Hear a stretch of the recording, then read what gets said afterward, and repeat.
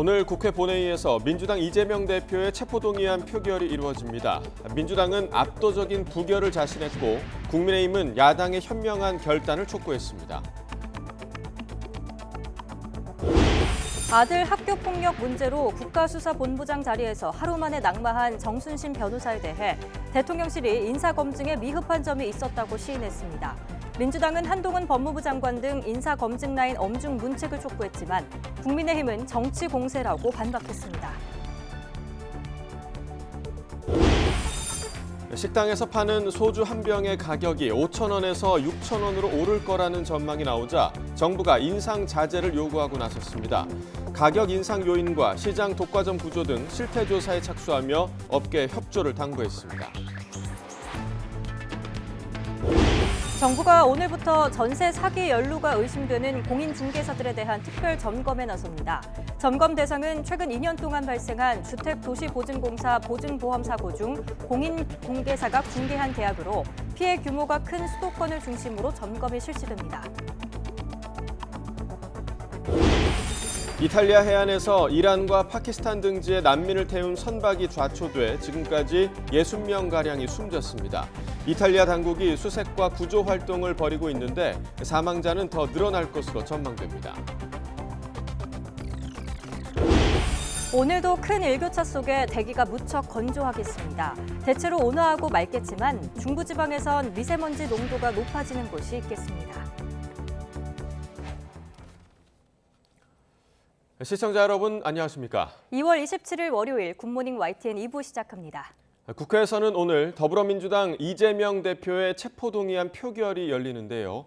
이를 앞두고 여야는 신경전을 거듭했습니다. 민주당은 압도적 부결을 자신하며 검찰 수사의 부당성을 드러내는 데 집중했고 국민의힘은 셀프 방탄이라며 민주당 내 이탈 표심을 자극했습니다.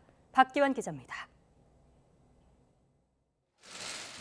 더불어민주당은 이재명 대표의 체포 동의안 표결을 앞두고 검찰 수사의 부당성을 비판하는 데 집중했습니다. 군사독재 정권의 사법살인이 재현돼 불체포 특권 사용은 정당하다며 검찰의 표적 수사 아니면 말고식 영장에 압도적 부결로 맞서겠다고 말했습니다. 사법 사냥에 대해 단호히 맞설 것이며 검찰의 정치영장을 압도적으로 부결시킬 것입니다. 불체포 특권은 이거에 대해서 이건 작동되는 것은 당연한 것이다. 다만 민주당 내 비명계는 떨어진 당 지지율 등으로 복잡한 속내를 내비치기도 했지만 확고한 친명 의원들 말고는 의원들 속내가 참 복잡합니다. 이 대표 체제 하에서 방탄 프레임에 갇혀가지고 꼼짝달싹 못하고 이 발버둥 칠수 빠져드는 개미지옥 같은 이런 상황. 일단 이번엔 부결에 힘을 모으자는 목소리가 더 큰 것으로 보입니다. 과반 의석을 가진 민주당과 야권 성향의 무소속 의원들까지 포함하면 소수 이탈표가 있더라도 부결 가능성이 높다는 게 중론입니다. 국민의힘은 이재명 대표 체포 동의안 부결은 민주당의 셀프 방탄이라며 맹공을 가했습니다. 특히 이번 표결은 이재명이 아닌 민주당의 운명이 걸려있는 것이라며 민주당의 손으로 스스로를 역사 속에 묻는 과오를 범하지 말라고 이탈 표심을 자극했습니다. 만약 체포 동의안이 부결된다면 역사는 누가 국민 앞에 비굴했는지 그리고 누가 불의의 눈을 감았는지를 똑똑히 기록하게 될 것입니다. 체포동의안 표결 이후 여야의 대립은 더 고조될 것으로 전망되는 가운데 부결되더라도 민주당 내 이탈표가 나오거나 여론의 추이에 따라 이재명 대표의 리더십은 또 한 번 시험대에 오를 것으로 보입니다. YTN 박견입니다. 대장동 배임과 성남FC 뇌물 의혹을 받는 이재명 더불어민주당 대표 체포동의안 표결이 오늘 국회에서 진행이 됩니다. 이 대표 혐의를 입증할 직접 증거가 있는지 두고 검찰과 이 대표 양측이 그간 치열한 공방을 벌여왔는데요. 표결 전 있을 한동훈 법무부 장관의 체포동의안 설명에서 새로운 증거가 언급될지 주목됩니다. 임성우 기자가 보도합니다. 성남시장 재직 시절 이 대표가 받는 대장동 배임 혐의액은 4,895억 원에 달합니다. 민간업자들에게 개발 특혜를 몰아주고 성남 도시개발공사 이익은 제한함으로써 성남시에 막대한 손해를 끼쳤다는 겁니다. 민간업자들에겐 7,886억 원에 이르는 부당이익이 돌아갔다고 검찰은 계산했습니다. 대장동과 비슷한 유일의 신도시 개발 때도 이 대표는 측근과 공모해 민간업자에게 특혜를 줘서 211억 원의 이익을 몰아준 혐의를 받습니다. 여기에 133억 원의 3자 뇌물죄도 있습니다. 네이버, 두산건설, 차병원 등 기업들의 부지 용도 변경 같은 건축 인허가 편의를 제공하고 그 대가로 성남FC에 후원금을 내게 한 의혹입니다. 검찰은 혐의 입증을 자신하고 있습니다. 그 증거로 이 대표 영장 청구서에 각종 성남시 회의록과 검토 보고서, 용역 문건과 내부 보고, 이 대표가 결재한 문건 등을 열거했습니다. 서울중앙지검 관계자는 이 대표가 보고받고 승인한 모든 것을 객관적인 증거로 확보했다며 향후 법정에서 공개하겠다고 예고했습니다. 반면 이 대표 측은 검찰이 명확한 물증 없이 대장동 일당의 진술만으로 이 대표를 몸통으로 몰고 있다고 맞서고 있습니다. 어떻게 하면 야당을 파괴할까? 어떻게 하면 정적을 제거할까? 법치를 빙자한 법치의 탈을 쓴 사법 사냥이 일상이 되고 있습니다. 양측 공방이 치열한 상황에서 세간의 관심은 오늘 표결 전 안건 설명에 나서는 한동훈 법무부 장관의 입에 쏠리고 있습니다. 앞서 한 장관은 뇌물 혐의를 받는 노웅래 민주당 의원 체포동의안을 설명할 때 돈 봉투가 부스럭거리는 소리까지 녹음된 파일이 있다며 구체적 증거를 언급해 논란이 되기도 했습니다. 돈 봉투 부스럭거리는 소리까지도 그대로 녹음되어 있습니다. 뇌물 사건에서 이런 정도로 확실한 증거들이 나오는 경우를 저는 보지 못했습니다. 한 장관은 이번에도 절차에 따라 체포동의 요청 사유를 충실히 설명한다는 방침이어서 이 대표 혐의를 둘러싼 피의사실 공표 논란이 재현될 거란 전망도 나오고 있습니다. YTN 임성호입니다. 신임 국가수사본부장으로 임명됐다가 하루 만에 낙마한 정순신 변호사 문제에 대해 대통령실이 인사검증에 한계가 있었다는 점을 인정했습니다. 검증에서 걸러지지 못해 아쉬운 점이 많다면서 개선 방안을 찾아보겠다고 밝혔습니다. 대통령실 이도훈 대변인의 브리핑을 직접 들어보겠습니다. 검증에서 문제가 걸러지지 못한 부분에 대해서는 아쉬운 점이 많다는 것이 대통령실의 입장입니다. 현재 공직자 검증은 공개된 정보, 그리고 합법적으로 접근이 가능한 정보, 그리고 세평 조사를 통해서 이루어지고 있습니다만 이번에 공직 후보자 본인이 아니라 자녀와 관련된 문제이다 보니 미흡한 점이 있었던 것으로 판단이 되는데 합법적인 범위 내에서 한계를 개선할 수 있는 방안이 있는지 잘 찾아보겠습니다. 대통령은 학교 폭력이 자유롭고 공정하게 교육을 받을 수 있는 권리를 침해하는 것으로 매우 엄중하게 보고 있습니다. 관련 부처에서 이와 관련한 근본 대책을 지금 논의 중에 있습니다. 정순신 변호사는 인사검증 서류에 아들의 학교폭력 관련 소송에 대해서 적어내지 않았던 것으로 전해졌습니다. 정 변호사는 지난해 윤석열 정부에서 새로 도입한 공직 예비 후보자 사전 질문서에 본인과 배우자, 직계 존비속이 관계된 소송이 있는지를 묻는 항목에 제대로 기재하지 않았던 것으로 알려졌습니다. 대통령실 관계자는 정 변호사의 아들 학폭 사건이 이 질문서를 통해 걸러질 수 있지 않았냐는 질문에 해당 서류에는 학폭 관련 질문은 없다면서 개인 신상에 관련된 것은 말하기 어렵다고 답했습니다. 또 다른 관계자는 정 변호사가 제대로 알리지 않은 것이 문제라며 현재로는 당사자의 실토가 아니고는 자녀 학폭 문제를 걸러내기는 어렵다고 언급했습니다. 더불어민주당은 정순신 변호사의 국가수사본부장직 낙마와 관련해 법무부 인사정보관리단의 실책이라며 관련 정부조직법 개정안을 제출하겠다고 밝혔습니다.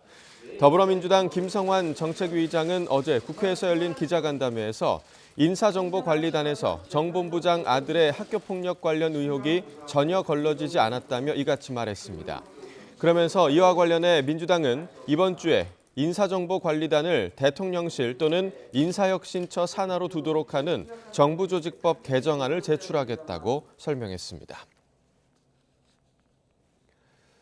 낙마한 정순신 변호사의 아들은 학교폭력 가해자로 전학 처분을 받고도 1년 가까이 학교를 떠나지 않고 피해자와 같은 공간에서 생활했습니다. 행정소송을 하면서 시간을 끌었기 때문인데요. 실제로 가해자들의 소송과 맞학폭이 만연해 교육 현장에선 학폭은 학부모 힘이 세면 이긴다는 자조 섞인 목소리가 나오고 있습니다. 장하영 기자입니다. 국가수사본부장 임명 하루 만에 낙마한 정순신 변호사의 아들 정무군이 동급생을 괴롭히기 시작한 건 정군이 1학년생이던 2017년.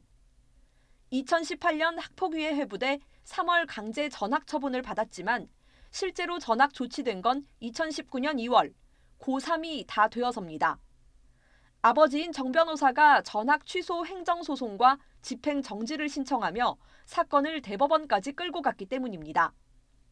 정군의 학부모가 학폭위의 강제 전학 조치에 반발해 1년 넘게 소송으로 시간을 끄는 동안 피해 학생은 가해 학생과 분리되지 못한 채 같은 공간에서 생활해야 했습니다. 개입 시에 이거 전혀 불이익 안 받고 그냥 학교를 가는 거예요.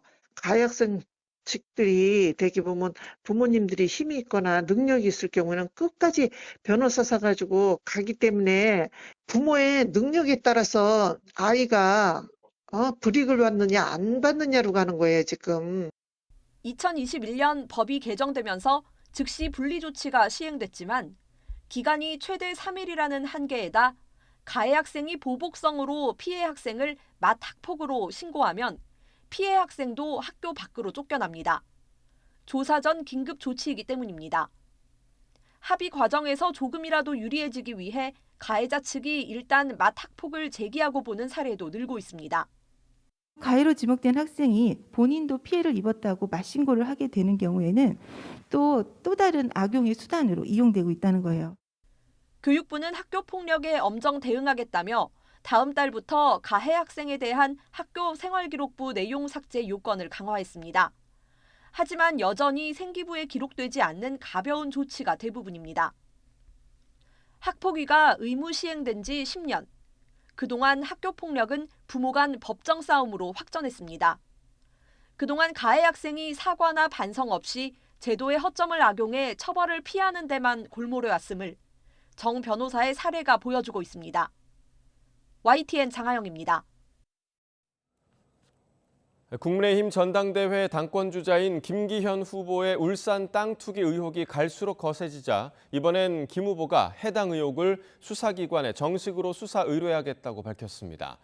경쟁주자들은 연일 김 후보를 향한 공세 수위를 끌어올리고 있는데 전담조사단을 띄운 민주당은 특검 카드까지 꺼내들었습니다. 엄윤주 기자의 보도입니다.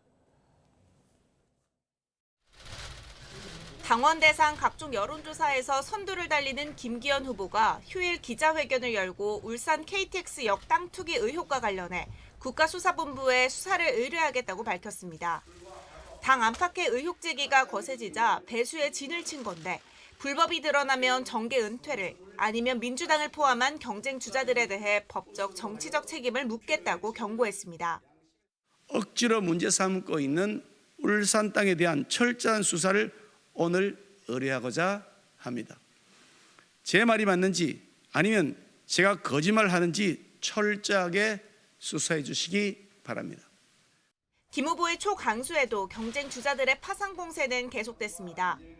해당 의혹을 처음으로 제기했던 황교안 후보는 이미 공격 준비가 끝난 민주당의 함정에 걸려들어선 안 된다며 사퇴를 거듭 촉구했고 천하람 후보는 김 후보의 수사 의뢰야말로 당 동지를 상대로 한 내부 총질이라고 비꼬았습니다. 기존의 양강 구도가 깨지며 추격자가 된 안철수 후보는 자신이 해당 의혹을 언급한 건 김 후보에게 해명의 기회를 준 것뿐이라고 일축했습니다. 정치적인 법적인 책임을 묻겠다고 이렇게 공언하셨는데 처음 토론회 때 황교안 대표께서 그 문제를 거론해서 그다음 연설회 때 제가 거기에 대해서 해명하라고 말씀드린 거죠. 이런 가운데 민주당은 이른바 울산시장 선거 개입 의혹으로 김 후보와 악연인 황운하 의원을 단장으로 한 진상조사단을 꾸려 논란에 가세했습니다. 김 후보가 울산시 고문 변호사로 재직할 당시 내부 정보를 활용해 땅을 매입한 게 아니냐고 의심하고 있는데 특검 추진도 배제하지 않겠다는 입장입니다. 얼마나 많은 부정부패를 저질렀는지 국민들은 궁금해합니다. 특검을 시행하여 김기현 의원의 지역 토착 토건 비리를 국민들 앞에 낱낱이 밝혀야 합니다. 전당대회 레이스가 후반전에 들어가면서 김 후보의 울산 땅 의혹을 둘러싸고 당권 주자들은 물론 민주당까지 공세에 가담한 가운데 막판 당원 표심에 어떤 영향을 끼칠지 주목됩니다. YTN 엄윤주입니다. 대표적인 서민의 술인 소주값 인상 가능성이 제기되자 정부가 가격 인상 요인과 시장 구조 등 실태 조사에 착수했습니다. 소주값이 오르면 음식점 가격이 병당 6,000원이 될 수 있다는 우려가 나오자 주류업계 협조와 설득에 나섰습니다. 보도에 오인석 기자입니다. 소주값 인상을 두고 주류 제조업체들의 고심이 깊어지고 있습니다. 지난해 소주 가격 출고가를 올렸지만 올해는 빈병 가격이 인상되면서 또다시 가격 조정 요인이 발생했습니다. 여기에 포장지와 가스비, 인건비와 물류비가 오른 것도 인상 요인입니다. 하지만 지난해 고물가에 시달린 서민들이 올 들어 난방비 폭등에 이어 소주값마저 오르면 부담이 더욱 가중될 것이란 우려가 커지고 있습니다. 소주 6,000원 시대가 도래한다는 것은 우리 서민들, 직장인들한테는 심리적으로 굉장히 압박되고 위축되는 그런 단적인 사례인데, 물가 안정은 당국의 노력, 또 정책도 굉장히 중요하지만 각계의 협조가 굉장히 필요합니다. 정부가 식당업소의 소주값 6,000원 시대가 다가오려는 움직임이 보이자 주류업계에 대한 실태 조사에 착수했습니다. 음식점이 통상 1,000원 단위로 주류 가격을 올리는 점을 고려할 때 이번에 또 한 번 소주값이 인상되면 상당수 음식점 가격이 병당 6,000원이 될 수 있기 때문입니다. 기재부는 원재료와 제품 공정에 필요한 에너지, 병 가격 상승 등이 소주값 인상으로 이어질 만큼 정당성이 있는지 살펴보고 있습니다. 또 주류 생산과 유통 판매 과정에서 형성된 독과점 구조가 소주값 인상을 쉽게 하는 것은 아닌지 점검하기로 했습니다. 주류업계를 직접 담당하는 국세청은 이미 업체들과 비공개 간담회를 열고 소주값 인상 자제를 설득한 것으로 전해졌습니다. 공정거래위원회도 국민 부담으로 직결되는 민생 분야 담합 행위를 중점적으로 조사한다는 방침입니다. 정부는 업계의 최대한 협조와 설득을 구하면서 유통과 가격 결정 구조를 점검해 주류 가격 인상에 사실상 제동을 걸 수 있는 방안을 찾을 것으로 보입니다. YTN 오인석입니다. 국토교통부는 오늘부터 5월 31일까지 전세 사기 연루가 의심되는 공인중개사들을 찾아가 특별 점검을 시행한다고 밝혔습니다. 점검 대상은 최근 2년 동안 발생한 주택도시보증공사, 허그 보증금 반환 보증보험 사고 중 공인중개사가 중개한 계약인데요. 국토부는 결과에 따라 행정처분 또는 경찰에 수사 의뢰할 계획이라고 전했습니다. 건설 현장에서 발생하는 폭력을 엄벌하겠다고 여러 번 밝힌 정부가 이번에는 일 안 하고 임금을 받아가는 근로자를 퇴출하겠다고 나섰습니다. 건설업계는 피해 금액만 48억 원이라고 주장했는데요. 최기성 기자가 취재했습니다. 건설 현장 불법 행위 근절 대책을 잇따라 발표한 국토교통부가 이번에는 이른바 가짜 근로자를 뿌리 뽑겠다고 밝혔습니다. 원희룡 국토부 장관은 작업반 일부 팀장이나 반장이 출근만 하고 일하지 않으면서 많게는 억대 연봉을 챙겨갔다고 말했습니다. 사실상 자기들 멋대로 요구사항을 듣지 않으면 언제든지 업무방해와 협박과 만성적인 태업으로 몰고 가는. 서울, 경기, 인천에서만 최근 3년 동안 10개 업체의 공사 현장 33곳에서 피해가 있었다고 건설업계는 공개했습니다. 작업반 팀장이나 반장 98명이 실제로 작업에는 참여하지 않고 길게는 18개월 동안 임금만 받아간 사례도 있다고 밝혔습니다. 모두 합치면 피해 금액이 48억 원에 달한다는 겁니다. 건설업계는 한 명당 평균 월급 560만 원을 받아갔고 한 명에게 최대 2억 7천만 원이 지급된 일도 있다고 주장했습니다. 5팀 받아. 그러면 5팀에 대해서 팀장 누구, 반장 누구, 근로자 누구를 선택할 권한이 없습니다. 철근 콘크리트 연합회는 추후 사례를 더 취합해 경찰에 수사 의뢰할 계획이라고 설명했습니다. 해체되더라도 그러면 근로자 공급하거나 지휘해 나가는데 문제가 전혀 없습니까? 오히려 더 좋습니다. 작업 지장 없습니다. 오히려 더 없습니다. 진짜 오히려 그들이 빠지면 저희가 사람을 구하기가 더 편해져요.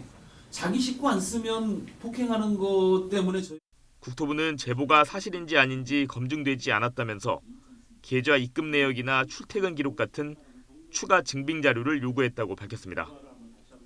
노동계는 건설사 불법 하도급 문제 해결이나 잇따른 사망사고 방지 대책 마련이 더 중요하다는 입장입니다. 매년 400명 이상씩 우리 건설 노동자들의 집에를 들어가지 못하고 있습니다. 민주노총은 오는 28일 정부 규탄 결의대회를 예고했는데 조합원 4만 명 이상이 참석할 예정입니다. YTN 최기성입니다.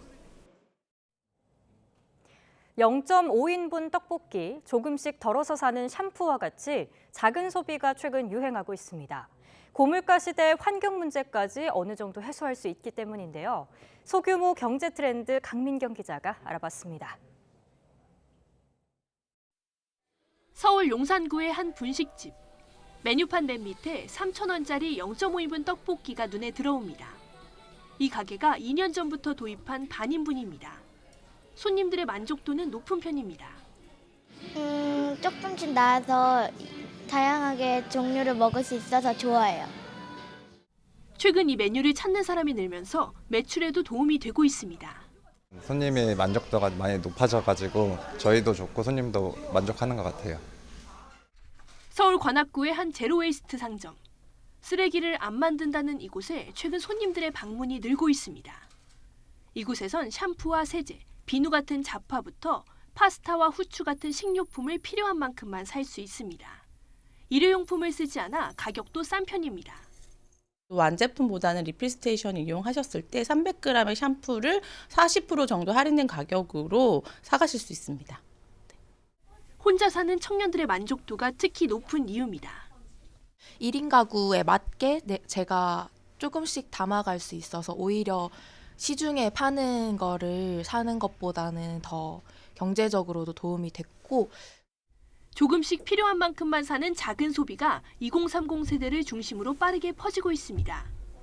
가장 큰 이유는 일단 값이 싸서입니다. 또 불필요한 쓰레기를 줄여 환경을 보호할 수 있다는 장점도 있습니다.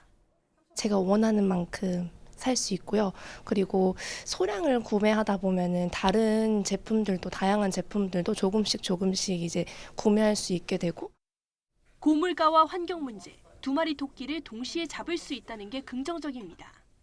경제 불황이고 뭐 이제 주머니가 얇아지고 하는 게 가장 중요한 요인이 될 것 같고, 그 기후 변화 같은 환경권, 생태권에 대한 관심이 커지는 거하고 좀 밀접한 연관이 있다고 생각해요. 다만 이런 작은 소비가 유행한다는 건 하루가 다르게 치솟는 물가가 그만큼 고달프다는 방증이기도 합니다. YTN 강민경입니다. 러시아군의 공세가 집중되고 있는 우크라이나 동부 부훌레다르에서 러시아군 전차 등이 파괴되는 영상이 공개됐습니다. 부훌레다르를 사수하고 있는 우크라이나군은 러시아가 대량 학살을 저지르고 있다며 이기는 것 외에는 선택지가 없다고 역설했습니다. 김원배 기자입니다. 진격하던 러시아군 전투 차량에 폭발이 일어나며 연기가 치솟습니다.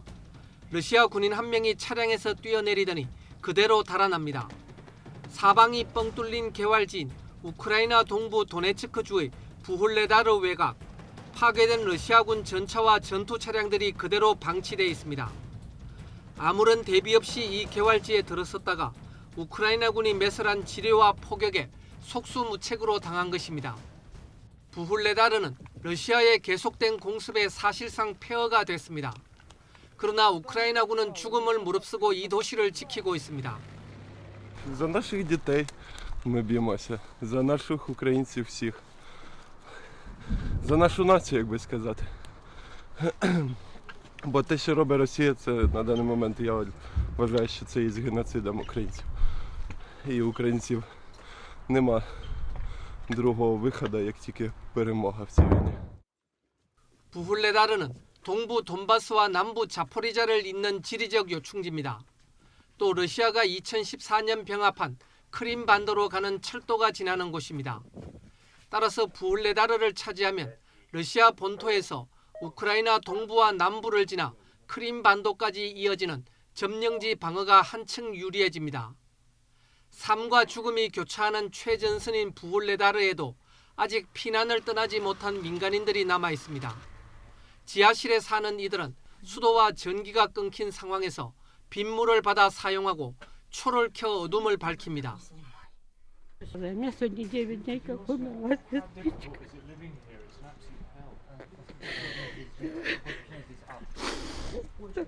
Ничего хорошего не чувствуешь, и ничего не знаешь, никто бросили нас, ни воды, ничего нету. Вот набираю воду, видите? 부울레다르에서 100km 정도 떨어진 도네츠크주 바흐무트. 역시 러시아군의 집중 공격으로 도시가 폐허가 되면서 7만 명이던 인구가 약 5천 명으로 줄어들었습니다. 러시아의 리아 노보스티 통신은 러시아군과 우크라이나군이 혈전을 벌이고 있는 바흐무트를 드론으로 촬영한 영상을 공개했습니다. YTN 김원배입니다. 제이크 설리번 미국 백악관 국가안보보좌관은 중국이 러시아에 아직은 살상 무기를 지원하고 있지 않지만 지원 방안을 배제하지 않았다고 밝혔습니다.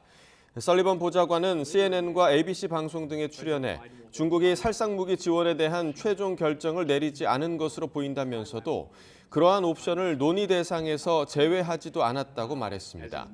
이어 도시를 폭격하고 민간인을 죽이며 잔악 행위를 저지르는 이 시점에서 중국이 러시아에 군사 지원을 하는 것은 심각한 실수가 될 거라는 강력한 메시지를 계속 보낼 것이라고 강조했습니다. 유럽행 난민을 태운 목선이 이탈리아 남부 해안 암초에 부딪혀 난파하면서 신생아 등 60명가량이 숨졌습니다. 멜로니 이탈리아 총리는 난민 밀입국 브로커들을 인신매매범이라고 거칠게 비판하며 밀입국자 단속을 더욱 강화하겠다고 밝혔습니다. 보도에 김상우 기자입니다. 수많은 시신들이 산산조각난 목선의 잔해와 함께 해변을 따라 떠내려와 300m 가까이 흩어진 채 발견됐습니다. 20m 길이의 목선이 이탈리아 서남부 크로토네 시합 해안의 암초에 부딪혀 난파했기 때문입니다. 어린이와 신생아를 포함해 사망자는 수십 명으로 계속 늘고 있고 해변까지 헤엄쳐온 생존자는 80여 명으로 거의 모두 성인입니다. 현지 매체 등의 보도를 보면 200명 이상의 난민을 태운 목선은 닷새 전 튀르키예에서 출발했습니다. 탑승자 대부분은 아프가니스탄과 이란, 파키스탄, 소말리아 등지에서 온 것으로 알려졌습니다. 이탈리아 남부는 유럽행 난민을 태운 선박들이 입항을 시도하는 주요 경로 가운데 하나입니다. 주로 지중해 중부 항로를 통해 입항하는데 선박 사고 위험이 큰 경로입니다. 이곳에서는 2014년 이후 난민 선박 사고로 2만여 명이 숨지거나 실종됐습니다. Tragedie del genere vanno evitate il giorno prima, non vissute così come le stiamo vivendo oggi, il giorno dopo. 현 이탈리아의 멜로니 정권은 지난해 반난민 등의 공약으로 탄생해서 국제적인 논란에도 난민 구조선의 활동을 제한하는 등 규제를 강화하고 있습니다. 멜로니 이탈리아 총리는 성명을 통해 깊은 슬픔을 느낀다고 밝히면서도 한편으론 난민 밀입국 브로커들을 인신매매범이라고 거칠게 비판하며 밀입국자 단속을 더욱 강화하겠다고 밝혔습니다. YTN 김상호입니다. 월요일 출근길 큰 추위는 없지만 여전히 예년보다는 공기가 쌀쌀합니다. 현재 서울 기온은 영하 1.4도, 대구는 영하 2.9도로 예년 기온을 1에서 4도가량 밑돌고 있는데요. 한낮에는 기온이 크게 오르면서 서울이 11도, 대구는 15도까지 올라 온화하겠습니다. 다만 일교차가 10도에서 많게는 20도 가까이 크게 벌어지는 곳이 있겠습니다. 하루 사이 기온 변화가 무척 심할 것으로 보이니까요. 체온 조절에 각별히 신경 써주시기 바랍니다. 오늘도 전국이 대체로 맑겠습니다. 다만 대기가 건조한 곳이 많겠는데요. 서울 등 전국 곳곳에 건조주의보가 내려진 가운데 바람도 다소 강하게 불어서 대형 화재가 발생하기 쉬운 날씨입니다. 따라서 동해안을 제외한 전국에 산불 위기경보 주의 단계도 내려졌습니다. 어느 때보다 불씨 관리 잘 해주시기 바랍니다. 현재 기온 살펴보겠습니다. 서울은 영하 1.4도, 춘천 영하 5.8도, 대전은 영하 3.7도로 어제보다는 조금 높지만 여전히 예년 기온을 1에서 4도가량 밑돌고 있습니다. 낮 동안에는 서울 11도, 광주와 대구 15도까지 오르며 어제보다 그리고 예년보다 2에서 4도가량 높겠습니다. 당분간 예년보다 온화한 날씨가 이어지겠지만 일교차가 크게 벌어지겠고요. 3일절인 수요일 경기 동부와 영서, 제주도에는 비나 눈이 내릴 전망입니다. 반짝 추위가 풀리니 또다시 미세먼지가 말썽입니다. 중국발 스모그가 유입되는 데다가 대기가 정체되면서 오늘 중서부와 전북 지역의 초미세먼지 농도가 나쁨 수준을 오르내리겠습니다. 이들 지역에 계신 분들은 호흡기 건강 관리에 신경 써주시기 바랍니다. 지금까지 YTN 홍나신입니다.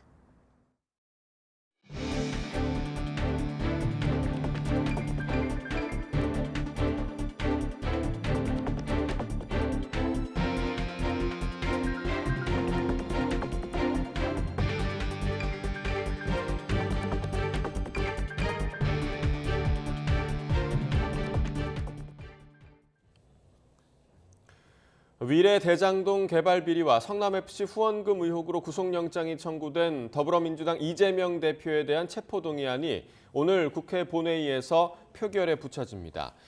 무기명으로 진행되는 표결은 재적의원 과반이 출석해 출석의원 과반이 찬성하면 가결됩니다. 여기에서 체포동의안이 가결되면 구속 전 피의자 신문을 거쳐 구속 여부가 결정되고 부결되면 법원이 심사 없이 영장을 기각합니다. 이재명 대표에 대한 체포동의안 표결을 앞두고 민주당은 검찰 수사를 비판하며 압도적인 부결을 자신했습니다. 반면 국민의힘은 이 대표가 특권과 당권 뒤에 꽁꽁 숨었다고 지적하며 민주당의 운명이 걸린 표결에 과오를 범하지 말라고 촉구했습니다. 직접 들어보시죠. 검찰의 이런 부당한 영장 청구이자 윤석열 정권의 정적 제거를 위한 정치영장으로 이것은 정적 제거를 위한 야당 탄압, 그다음에 정치 탄압이기 때문에 당헌 80조 그 사망에 의해서 이건 해당되지가 않습니다. 범죄 이미지 뒤집어 씌우기에만 혈안이 되어 아니면 말고식에 터무니없는 체포동의안을 국회에 제출했습니다. 사법 사냥에 대해 단호히 맞설 것이며 검찰의 정치영장을 압도적으로 부결시킬 것입니다. 이재명 대표는 지금 자신만 살고 더불어민주당은 죽는 길을 선택하려 하고 있습니다. 떳떳하다고 목소리를 높이면서도 특권과 당권 뒤에 꼭꼭 숨어버린 이재명 대표에게 스스로 떳떳해질 기회를 주어야 합니다. 만약 체포동의안이 부결된다면 역사는 누가 국민 앞에 비굴했는지 그리고 누가 불의의 눈을 감았는지를 똑똑히 기록하게 될 것입니다. 다시 한번 현명한 결단을 촉구합니다. 내일은 이재명 대표가 아니라 더불어민주당의 운명이 걸린 날입니다. 더불어민주당의 손으로 더불어민주당을 역사 속에 묻어버리는 엄청난 과오를 범하지는 마십시오. 아들의 학교폭력 전력으로 국가수사본부장 발령 하루 만에 낙마한 정순신 변호사가 인사검증 관련 서류에 아들 관련 소송을 적어내지 않은 것으로 전해졌습니다. 대통령실은 검증이 미흡했던 점을 인정하고 개선 방안을 내놓겠다고 밝혔습니다. 박수정 기자가 보도합니다. 윤석열 정부에서 새로 도입한 고위공직 예비 후보자 사전 질문서입니다. 범죄 경력, 징계 이력, 재산 납세 등 11가지 분야 169개 질문으로 이루어져 있습니다. 배우자나 자녀가 연관된 소송을 묻는 질문도 있는데 정순신 변호사는 아들의 학교 폭력 관련 소송을 적어내지 않았던 것으로 알려졌습니다. 대통령실 관계자는 본인이 알리지 않으면 알 수 없는 문제라고 언급했습니다. 학폭 전력이 언론 보도로 알려지고 나서야 인지한 건데 대통령실은 검증이 미흡했다는 점을 인정했습니다. 아쉬운 점이 많다는 것이 대통령실의 입장입니다. 후보자 본인이 아니라 자녀와 관련된 문제이다 보니 미흡한 점이 있었던 것으로 판단이 되는데 공직자 검증은 공개되거나 합법적으로 접근 가능한 정보, 또 세평 조사를 통해 이루어져 한계가 있다며 개선 방안을 찾겠다고 밝혔습니다. 학교 폭력에 대한 윤석열 대통령의 방침은 이같이 전했습니다. 대통령은 학교 폭력이 자유롭고 공정하게 교육을 받을 수 있는 권리를 침해하는 것으로 매우 엄중하게 보고 있습니다. 관련 부처에서 근본 대책을 지금 논의 중에 있습니다. 정 변호사 아들 사건이 5년 전 보도됐는데도 검증에서 거르지 못한 이유에 대해선 당시 익명 보도라 알기 어려웠다고 설명했습니다. 서울대학교에 다니는 아들에 대한 징계 요구 여론에는 서울대에서 답변할 문제라고 선을 그었습니다. 논란은 정치 공방으로도 이어졌습니다. 인사검증단을 대통령실에 두거나 그렇지 않으면 인사혁신처에 두는 게 맞다고 봐서 관련된 정부조직 개편안을 제출할 예정입니다. 모두 걸러지지 못하는 내재적 한계가 있다는 것도 현실입니다. 이를 알면서도 정치 공세로 몰아가는 것은 후한무치이자 국정 발목 잡기입니다. 대통령실이 임명을 취소한 데 이어 검증 개선 방안 마련을 밝히며 수습에 나섰지만 학폭에 대한 국민적 공분이 작지 않은 만큼 당분간 부실 검증 논란은 이어질 것으로 전망됩니다. YTN 박소정입니다. 네, 요즘 경기 침체 속에서도 호황을 누리며 성과급 잔치를 벌이고 있는 두 개의 업종이 있습니다. 바로 금융업과 정유업인데요. 그런데 정부는 금융업에 는 사회적 책임을 강조한 반면 정유업계에 대해서는 별다른 압박을 가하지 않고 있습니다. 왜 그런 건지 박홍구 기자가 취재했습니다. 국내 정유업계 1위인 SK이노베이션은 지난해 영업이익 4조 원으로 최대 실적을 올렸습니다. GS칼텍스와 S-오일, 현대오일뱅크 등 나머지 3개 회사까지 합하면 영업이익은 14조 2천억 원에 달해 역대 최대입니다. 이 같은 실적에 정유업계는 최대 기본급의 1000%에 이르는 성과급을 지급했습니다. 하지만 실적의 이유가 우크라이나 전쟁에 따른 국제유가 상승과 정제 마진에 의한 것인 만큼 횡재세를 도입하자는 의견이 나왔습니다. 이에 대해 정부는 반대 입장을 분명히 했습니다. 특정 기업이 특정 시기에 이익이 난다고 해서 횡재세 형식으로 접근해서 세금을 물리고 하는 것은 저는 바람직하지 않다 이렇게 생각하기 때문에 정부는 일부 유럽 국가들이 에너지 기업들에게 횡재세를 부과하려고 하지만 우리 기업들과는 이익 구조가 다르다고 지적했습니다. 반면 금융업에 대해서는 사회적 책임과 공공성을 요구했습니다.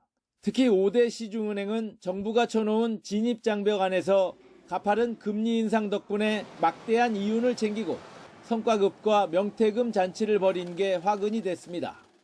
대통령은 은행에 대해 이른바 돈잔치라는 비판이 나오지 않도록 또 국민들의 위화감이 생기지 않도록 금융위원회에 관련 대책을 마련하도록 지시했습니다. 이처럼 두 개 업종이 다른 대우를 받는 것은 정유업은 설비 투자와 연구개발 부담이 있어 국제유가가 낮을 때는 적자가 나기도 하지만 금융업은 저금리에도 예대금리 차로 수익을 내고 위기 때는 공적 자금이 투입되는 만큼 공공재로서 성격이 강하기 때문입니다. 인수합병 등을 통해서 규모가 굉장히 크고 안정적으로 운영을 할 수 있게끔 여러 가지 규제들이 만들어져 왔기 때문에 과점 현상이 일어났다라고 보시면 될 것 같습니다. 코로나19와 우크라이나 전쟁이라는 돌발 변수로 기업과 개인의 희비가 엇갈리는 가운데 이윤을 챙긴 업종 간에도 역할과 성격에 따라 요구받는 책임의 수위가 달라지고 있습니다. YTN 박홍구입니다. 대화형 인공지능 챗GPT가 수요 감소가 예상됐던 반도체 업계의 새로운 희망으로 떠오르고 있습니다.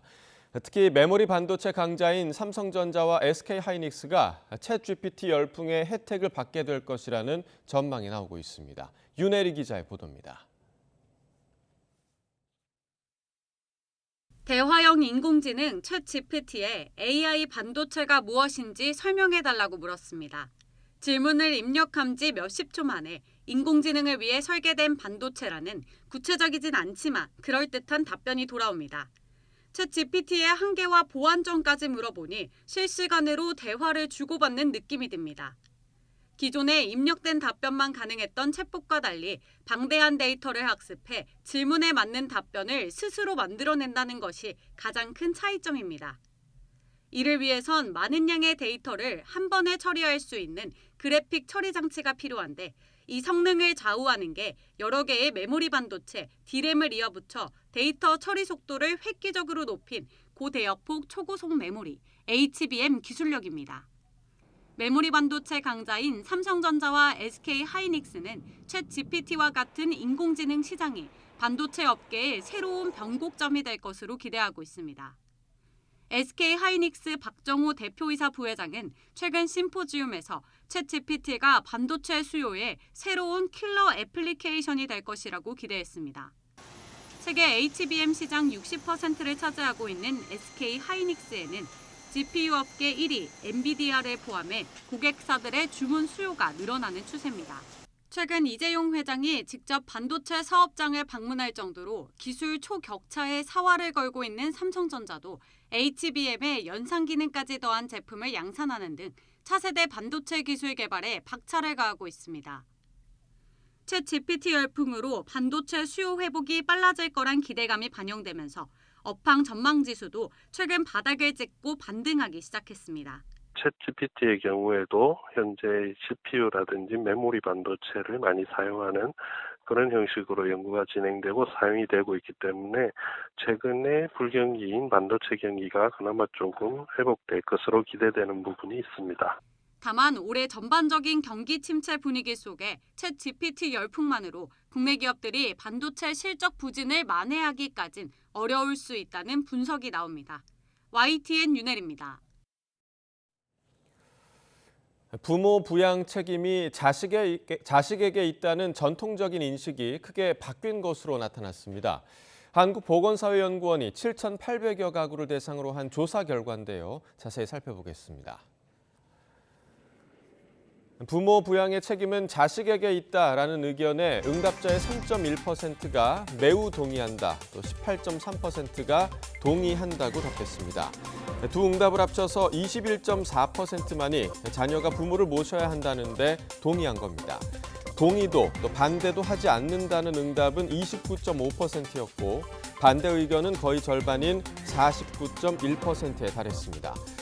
이 같은 인식은 15년 전 조사 결과와는 큰 차이가 있습니다. 2007년의 경우 부모를 모실 책임이 자녀에게 있다는 의견에 52.6%가 동의했고 반대 응답은 24.3%로 그 절반에도 못 미쳤습니다. 2013년 조사에선 동의가 35.45%, 반대가 36.03%로 역전됐고 2016년에는 동의 33.2%, 반대 34.8%, 또 2019년에는 동의 23.34%, 반대 40.94%로 점점 격차가 벌어졌습니다.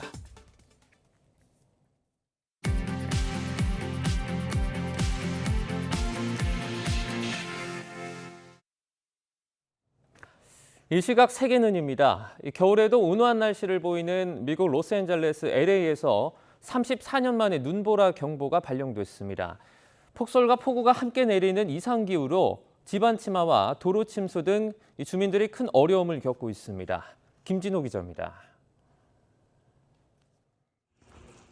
미국 국립기상청은 현지 시간 24일 캘리포니아주 남부 LA 카운티 일대 겨울 폭풍에 따른 블리자드 경보를 내렸습니다. 사시사철 온난한 기후로 유명한 LA에 눈보라 경보가 발령된 것은 1989년 이후 처음입니다. Mountains, they're usually just brown, a few green things, never white. This morning we had like a foot and a half of snow, and I couldn't go to work. We live on top of a hill, so all of our whole entire road was covered in snow. 캘리포니아주 중서부 지역 시에라 네바다 산맥 일대에는 눈사태 경보까지 내려졌습니다. 캘리포니아 교통부는 5번 고속도로 중 고도가 높은 지역은 폭설로 인해 폐쇄됐으며 LA와 주변의 고속도로 남부 일부 지점은 폭우로 폐쇄됐다고 밝혔습니다. 얼핏 보면 수로처럼 보이는 이곳은 LA의 한 고속도로입니다. 미처 빠져나오지 못한 차들이 곳곳에 떠 있습니다. 폭우는 생존 기반까지 위협합니다. 집안이 무너져 내리는 이곳은 캘리포니아주 발렌시아의 한 모터홈 단지입니다. 집안 치마가 이어지더니 결국 모터홈 한 채가 강물에 빠져버렸습니다. LA의 명물인 할리우드 사인도 눈보라와 안개로 잘 보이지 않습니다. 기상청은 북극 지방에서 발달한 거대한 저기압이 이번 기상이변의 원인이라고 설명했습니다. 기상청은 캘리포니아와 콜로라도, 유타 등의 겨울 폭풍이 계속될 것이라고 경고했습니다. YTN 김진호입니다. 얼굴 없는 거리의 화가 뱅크시가 우크라이나 전쟁 폐후에 남긴 유도하는 푸틴 벽화가 러시아의 침공으로 전쟁이 발발한 지 1년을 맞아 우크라이나에서 우표로 발행됐습니다. 우표에는 체구가 작은 어린 소년이 블라디미르 푸틴 러시아 대통령을 닮은 커다란 덩치의 남자를 유도대련에서 업어치기를 하듯이 바닥에 패대기 치는 벽화의 모습이 그대로 실렸습니다. 푸틴 업어치기 우표가 나오자 키우의 중앙 우체국에는 우표를 사러 온 시민들이 몰려들었습니다. 소셜미디어 트위터가 직원 50명을 추가로 정리해고했다고 미국 정보기술 전문 매체 디인포메이션이 보도했습니다. 디인포메이션은 현지 시각 26일 트위터가 기술 인프라와 앱, 광고 테크놀로지 등을 지원하는 엔지니어링 인력의 퇴사를 통보했다고 전했습니다. 그러면서 이번 해고는 테슬라 최고 경영자인 일론 머스크가 트위터를 인수한 뒤 8번째로 이루어진 감원이라고 덧붙였습니다.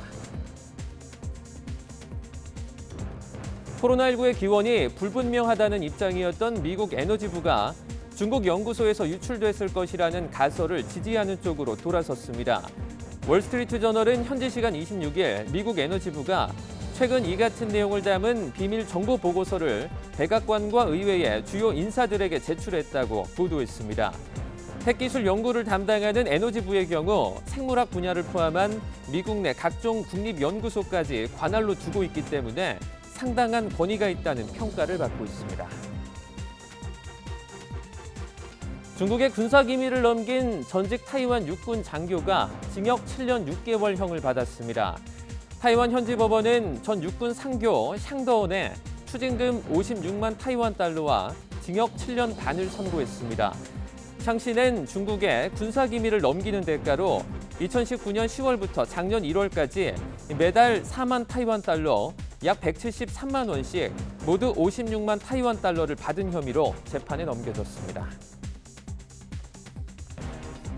홍콩의 20대 여성 모델을 살해하고 시신을 훼손한 전 남편과 시댁 식구들이 재판에 넘겨졌습니다. 현지 매체들은 지난 21일에 실종된 모델 에비 초이의 시신 일부가 최근 한 주택에서 발견됐다고 보도했습니다. 경찰은 이들이 금전문대로 다투다가 범행을 저지른 것으로 보고 경위를 조사하고 있습니다. 지금까지 이 시각 세기는이었습니다.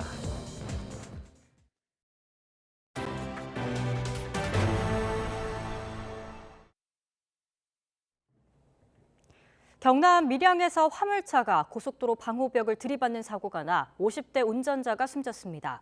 포항 앞바다에서 조업하던 어선에선 선장이 숨진 채 발견되고 선원 1명도 실종돼 해경이 수색에 나섰습니다. 간밤 사건 사고 소식 손유정 기자가 정리했습니다. 내부 부품이 드러날 정도로 화물차 앞부분이 완전히 찌그러졌습니다. 구조대원이 엉망이 된 차량 위에 올라가 간신히 구조 활동을 벌이는 가운데 깨진 방호벽 유리와 널브러진 파편들이 사고 충격을 짐작하게 합니다. 오늘 새벽 2시 10분쯤 경남 밀양시 신대구 부산고속도로 대구 방향 밀양분기점 부근에서 53살 A씨가 몰던 21톤 화물차가 도로 방호벽을 들이받았습니다. 경찰은 블랙박스와 CCTV를 확보해 정확한 사고 경위를 조사할 방침입니다. 어제 저녁 경북 포항 앞바다에서 조업하던 6톤급 어선에서 선원 1명이 실종되고 선장은 심정지 상태로 발견됐습니다. 어선과 연락이 되지 않는다는 신고를 받고 출동한 해경은 심정지 상태인 40대 선장을 발견해 병원으로 옮겼지만 끝내 숨졌습니다. 함께 타고 있던 인도네시아 국적 30대 선원에 대한 수색 작업도 밤새 이어졌습니다. 해경은 해당 선박의 결함이나 문제는 없었던 것으로 파악했는데 수색을 마친 뒤 사고 원인을 조사할 방침입니다. 어제 저녁 8시 반쯤 전라남도 보성군 벌교읍에 있는 야산에서 불이 나 1시간여 만에 불길이 잡혔습니다. 산림당국은 근처 펜션에서 벌인 숯불에서 불이 시작된 것으로 보고 정확한 화재 원인과 피해 면적을 조사할 계획입니다. YTN 손유정입니다. 행정안전부는 1학기 개학을 맞아서 전국 초등학교 주변 안전 점검에 나선다고 밝혔습니다. 중앙부처, 지자체, 도로교통공단 등 기관 900여 곳과 함께 오늘부터 다음 달 말까지 5주간 전국 초등학교 6천여 곳의 교통안전과 유해환경, 식품안전, 제품안전, 불법 광고물, 어린이 놀이시설 등을 들여다볼 예정입니다. 어린이 보호구역 내 과속, 불법 주차 등 교통법규 위반과 어린이 통학버스 보호자 동승 의무 등 안전수칙 준수 여부를 단속합니다. 특히 어린이 교통사고 다발 지역 29곳을 집중 점검하고 등하교 시간대에는 인력을 집중 배치해 어린이 교통안전 홍보와 계도를 병행할 예정입니다. 이번 한 주간 추위 걱정은 없겠지만 큰 일교차에는 주의해 주셔야겠습니다. 현재 서울 기온은 영하 1.4도로 예년보다 쌀쌀한데요. 낮에는 11도까지 기온이 껑충 오르면서 일교차가 10도 이상으로 크게 벌어지겠습니다. 큰 기온 변화에 체온 조절 잘 해주시기 바랍니다. 연일 맑은 날씨 속에 대기는 더욱 건조해지고 있습니다. 서울 등 곳곳에 건조주의보가 발효 중이고 전국 대부분 지역에는 산불 위기경보 주의 단계도 내려졌습니다. 대형 화재 예방에 신경 써주시기 바랍니다. 반짝 추위가 풀리니 또다시 미세먼지도 말썽입니다. 중국발 스모그가 유입되는 데다가 낮 동안 대기가 정체되며 오늘 인천과 경기 남부, 충북과 세종은 종일, 그 밖에 중서부와 전북 지역은 아침과 밤 한때 먼지 농도가 나쁨 수준을 보이겠습니다. 먼지만 아니라면 오늘도 하늘 자체는 맑겠고요. 강원 영동에는 밤부터 바람이 무척 강하게 불겠습니다. 현재 기온 살펴보겠습니다. 서울은 영하 1.4도, 대전은 영하 3.7도로 예년 기온을 1에서 4도가량 밑돌고 있습니다. 낮 동안은 서울 11도, 광주와 대구 15도, 대전은 13도까지 오르면서 예년보다 2에서 4도가량 높겠습니다. 당분간 예년보다 온화한 날씨가 이어지겠지만 일교차가 크게 벌어지겠고요. 3일절인 수요일 경기 동부와 영서, 제주도에는 비나 눈이 내릴 전망입니다. 날씨였습니다. 네, 굿모닝 YTN 2부 마칩니다. 잠시 후 6시 50분 3부에서 뵙겠습니다.